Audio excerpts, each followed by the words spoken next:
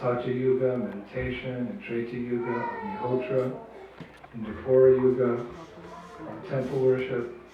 But Shastra states, the Shvetashvatara Upanishad states, that what was achieved in Satya Yuga by meditation, what was achieved in Treta Yuga by Agnihotra, what was achieved in Dvapara Yuga by temple worship, all that can be achieved in Kali Yuga simply by the pronunciation of this 32-syllable mantra. Hare Krishna, Krishna Krishna, Hare Hare, Hare Rama, Rama Rama, Hare Hare. Please mark that it is 32 syllables, not 28. What would be 28 syllables? Hare Ram, Ram Ram, Hare Hare. No harm, of course, because Ram, as Prabhupada said, can be taken as Ramachandra. It can be taken to be Balaram, or it can simply mean the spiritual pleasure of the Lord. But Rama specifically was introduced by Chaitanya Mahaprabhu. If you say Hare Ram, Ram Ram, and you don't say Rama, then it comes down to 28 syllables. But that's not our process is 32 syllables. So you have to say, in the kirtans, Hare Ram, Ram. That's not correct. When my godbrother, Krishna Krishna Maharaj, would sometimes chant japa with Srila Prabhupada. And in that japa, he would, like many of us do, Hare Krishna, Krishna Krishna, Hare Hare, Hare Rama, Ram Ram. So you're not chanting the whole mantra. Yes, I am. No, you're not. You're chanting wrong. It's the Rama. 32 syllables. So that, it's like if you leave out part of the formula for the cake. It may look like a cake, but if you cheat on the sugar or the icing or the flour, it doesn't do it. You want the full benefit? Hare Rama, Hare Rama. Glerdosha Nihe Rajan Asti Mahadina Kirtanadeva Krishnasya Mukta Sangha Paramita. Shukadeva Goswami is speaking to Maharaj Pariksit at the dawn of the stage, Kali Yuga. And he's Triganakala. Triganakala means that these sages, they can see the past, they can see the present, and they can also see the future. So with his vision into the future, Shukadeva Goswami could make a prediction. And we're all part of that prediction. How wonderful. No, nothing wonderful. Shukadeva Goswami said to Maharaj Pariksit, my dear king, this age, which is just beginning, is an ocean of what? Inauspiciousness. Here we have the Pacific. I was born in Palo Alto, and I can't even remember what the ocean's called. Because I traveled over so many oceans. I was recently in the Black Sea. But this is the Pacific Ocean. It's a very grand ocean. One time Prabhupada was with his disciples at the Stinson Beach, where I used to serve. And Prabhupada said, all glory is to the Pacific Ocean, because this large body of water represents the greatness of Krishna, his creation.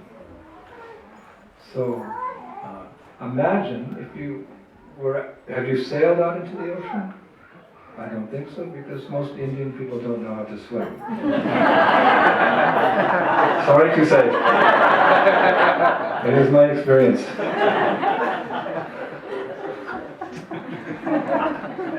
It's no handicap for going back to Godhead, don't worry.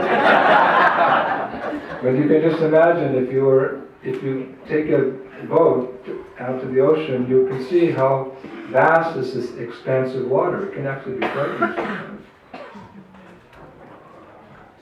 There's more water on this planet than there is land mass. But imagine an ocean of inauspiciousness. Well, imagine you're drowning in an ocean of inauspiciousness. characterized by animal slaughter, intoxication, promiscuous sex, and gambling. In that sense, it's true. It's all pervading, like water in the ocean. Water everywhere, but not a drop to drink. And before, in the battlefield. Water everywhere, but not a drop to drink. I think actually it's on the ocean. You can't drink the salt water. So we're in an ocean of inauspicion. Kalera doshani asti eka mahaga kirtanadiva krishnasya mukta samya paramita. He points out the futility of material existence. Indradyumna Swami. But then he gives the positive alternative. This is Guru. Guru is one, he has to convince us of two things. Not just one thing, not just the absolute truth. That's not Guru. He has to convince us about the futility of the relative truth. What's the relative truth? This world. It's here today, it's gone tomorrow. We're thinking we're going to be here forever. Ahanyahani bhutani. Yudhishthira said to Dharmaraj, what is the most wonderful thing? Every moment, hundreds of millions of living entities are going to the kingdom of death, but I think I'm going to stay here forever. So this is an illusion. So the Guru, who enlightens the disciple, has first of all to convince the disciple of the futility of material life and to make the adjustments. Not that you renounce material life altogether, that's not possible, but you minimize as far as possible according to your ashram, so that you have time to chant Hare Krishna, Krishna Krishna, Hare Hare, Hare Rama, Rama Rama, Hare Hare. Jean-Paul Sartre was a famous French philosopher, and he was very expert at pointing out the futility of material life. He could analyze how people's actions were causing them so much suffering. And he elaborated on that suffering, which people could identify with in so many different ways. But he had no alternative to the suffering. If you read his books, are you philosophers? Did you go to philosophy class 101? You know, Jean-Paul Sartre, he's known as his unique ability to point out the futility of material life. But he had no alternative. The result was that he took his life. Jean-Paul Sartre, the conclusion of his philosophy was that life is futile, there's no reason to this suffering, so to stop his suffering, he took a pistol and shot himself in the head. Vedic knowledge also reveals the futility of material existence, but it gives the alternative. The alternative is not to commit suicide, because if you commit suicide, you become Bhuta, ghost.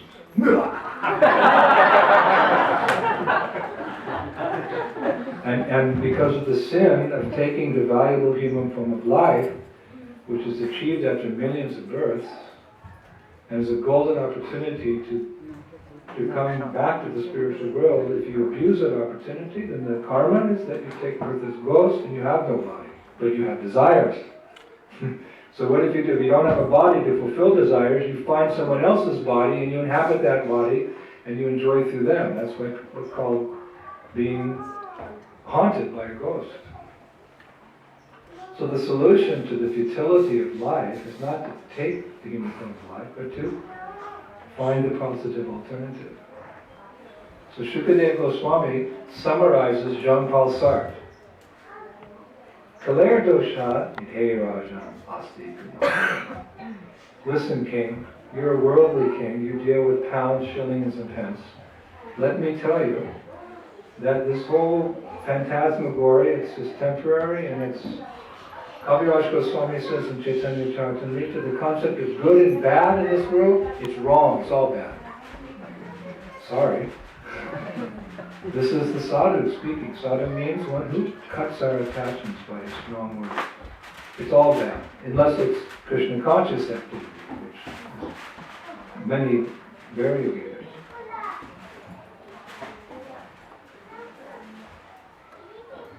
So he's pointing out we're living in those, but kirtanat eva krishnasya Kirtana means to sing. We said, let's have some kirtan. But really, kirtan just means singing. Let's sing. What do we sing? Hip-hop? Heavy metal? Rock and roll? We hum along with Tchaikovsky, Mozart, Beethoven? No. Kirtanat eva Krishnasya. This type of singing we have to do, and that will counteract the ill effect. Kirtanat eva mukta sangha. Mukti, you get mukti. And paramgati, you get the paramgati, the supreme goal of mukti, not just liberation from material desire, but you awaken your spiritual desire, love for Krishna, and you go to Golok. Therefore, Nartam Das Thakur says, Golok Prangan Harinam Sankirtan. This kirtan, where does it come from? Goloka.